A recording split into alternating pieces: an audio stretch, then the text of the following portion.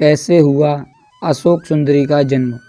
एक दिन माता पार्वती ने भगवान शिव से संसार के सबसे सुंदर उद्यान में घूमने का आग्रह किया। अपनी पत्नी की इच्छा पूर्ति के लिए भगवान शिव उन्हें नंदनवन ले गए, जहां माता पार्वती को कल्प वृक्ष नामक एक पेड़ से लगाव हो गया। कल्प वृक्ष मनोकामनाएं पूर्ण करने वाला वृक्ष था, अतः माता उसे अपने साथ कैलाश ले आईं और एक उद्यान में स्थापित किया।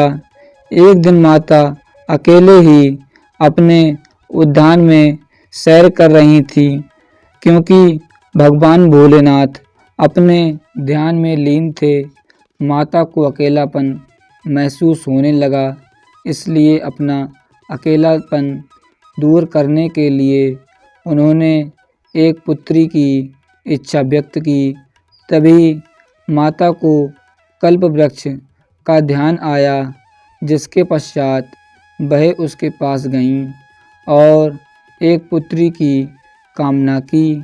चूँकि कल्प वृक्ष मनोकामना पूर्ति करने वाला वृक्ष था, इसलिए उसने तुरंत ही माता की इच्छा पूरी कर दी, जिसके फलस्वरूप उन्हें एक सुंदर कन्या मिली, जिसका नाम उन्होंने अशोक सुंदरी रखा। उसे सुंदरी इसलिए कहा गया क्योंकि वह बेहद खूबसूरत थी।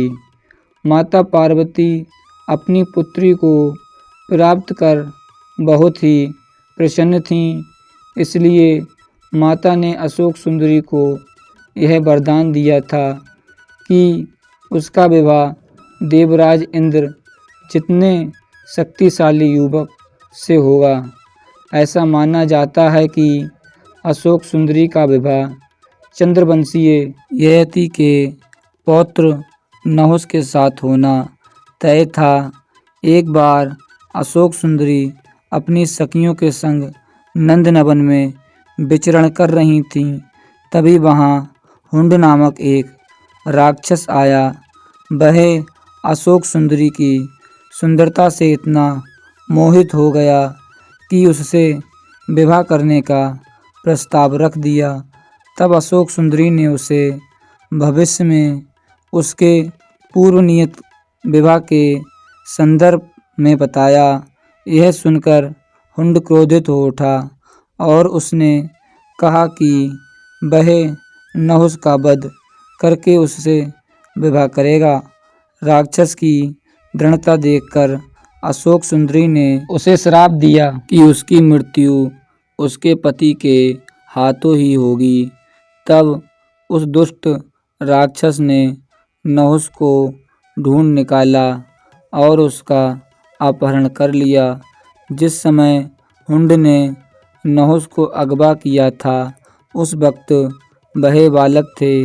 राक्षस की एक दासी ने किसी तरह राजकुमार को बचाया और ऋषि वशिष्ठ के आश्रम ले आईं, जहां उनका पालन पोषण हुआ। जब राजकुमार बड़े हुए तब उन्होंने हुंड का वध कर दिया, जिसके पश्चात माता पार्वती और भोलेनाथ के आशीर्वाद से उनका विवाह अशोक सुंदरी के साथ संपन्न हुआ। बाद में अशोक सुंदरी को ययाति जैसा वीर पुत्र और 100 रूपवान कन्याओं की प्राप्ति हुई। इंद्र के घमंड के कारण उसे श्राप मिला तथा जिससे उसका पतन हुआ। उसके अभाव में नहुष को अस्थायी रूप से उसकी गद्दी दे दी गई थी, जिसे बाद में इंद्रा ने पुनः ग्रहण कर लिया था।